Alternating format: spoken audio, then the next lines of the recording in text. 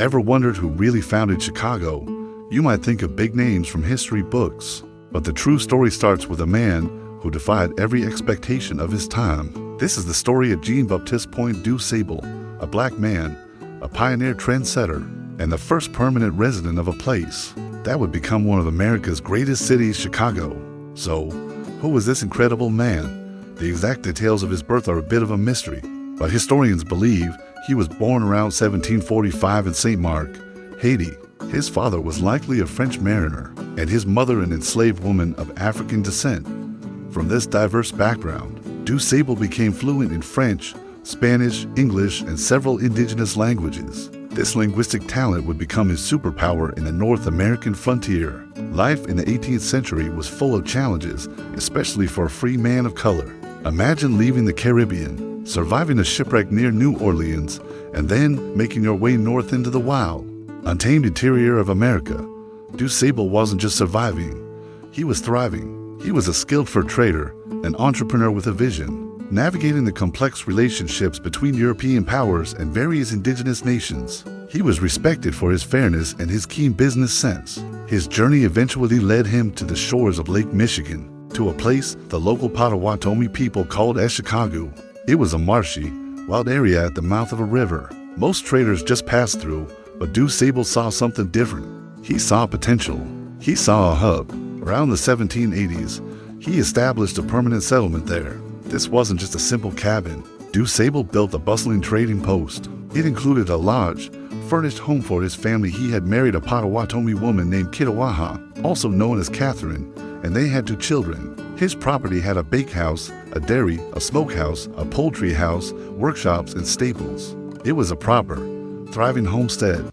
This was the first true settlement, the very seed from which Chicago would grow. He was trading goods like furs, grain, and salted meats, connecting the Great Lakes region with the rest of the continent. Du Sable was a man of remarkable character. He was described as handsome, well-educated, and a man of property in a world full of racial prejudice. He built a life and a business based on mutual respect. He worked closely with the Potawatomi, Miami, and Peoria peoples, building bridges between cultures. He was a trendsetter, a diplomat, and a businessman all rolled into one. He was living proof that a person of African descent could not only succeed, but could lead the way. In building a new society, he became well known throughout the region. His post was the central point of trade and social life. He essentially put Chicago on the map long before it was officially a city. He was the heart of the community, the one who brought people together.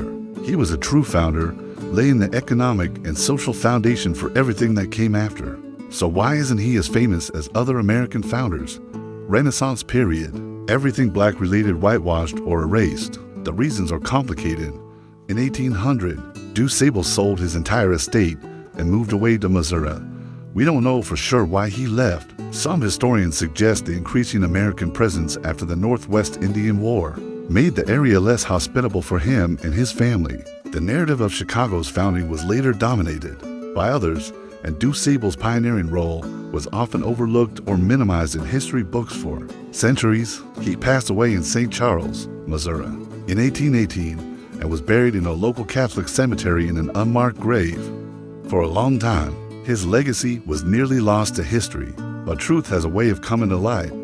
Thankfully, starting in the 20th century, historians, particularly black authors and community leaders in Chicago, fought to restore his story.